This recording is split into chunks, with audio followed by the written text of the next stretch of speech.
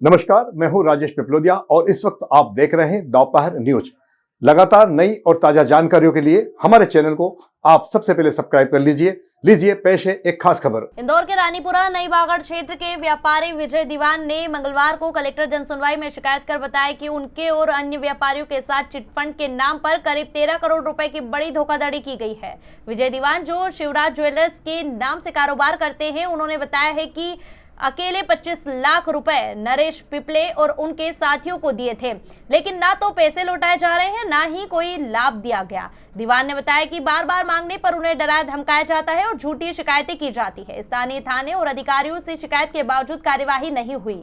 विजय दीवान पत्नी के साथ जनसुनवाई में पहुंचे थे, जहां अधिकारियों ने मामले को गंभीर मानते हुए जांच रिपोर्ट कमिश्नर को भेजी है। व्यापारी ने जल्द कार्यवाही की मांग की है। सर, नरेश पिपले नाम का एक आदमी है जिसने मेरे हस्बैंड के साथ में और कई व्यापारियों के साथ में धोखाधड़ी की है, 420 किया है।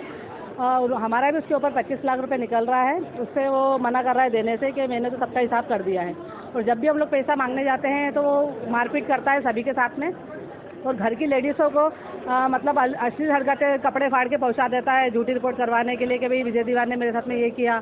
एक और व्यापारी बबलू परिहार, उन्होंने उसके खिलाफ भी उनकी वाइफ को कपड़े फाड़ के थाने पहुंचा दिया और बोल दिया कि भैया इनके साथ में भी उल्टी हरकतें करी। तो इस टाइप में वो नीचे गिर गए हैं और गंदी हरकतें करवा रहे हैं अपने घर की लेडीज़ों से।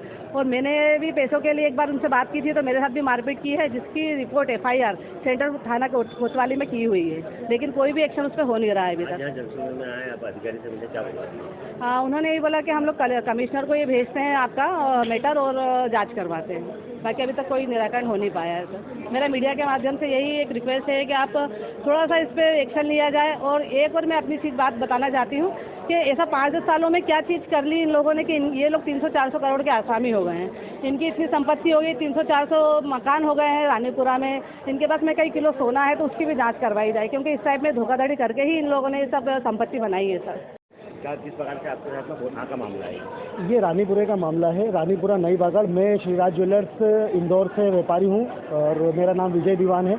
मेरे साथ में नरेश पिपले ने 1 अगस्त के दिन नरेश पिपले ने मेरे को पैसे देने का बोला था, और मेरे साथ फंड का व्यापार करता है वो। फंड लगाए थे उसने, और फंड का पैसा हमारे को किसी को नहीं दे रहा है वो। और करीब 40 व्यापारियों का साथ में, सभी के साथ में इसने 13 करोड़ का घोटाला किया है। मैं पिछले 1.5 साल से सभी कार्यालयों में घूम रहा हूँ, सभी कार्यालयों में आवेदन दिए हैं मैंने, रिपोर्ट भी हुई है, रिपोर्ट भी की है धोखाधड़ी की।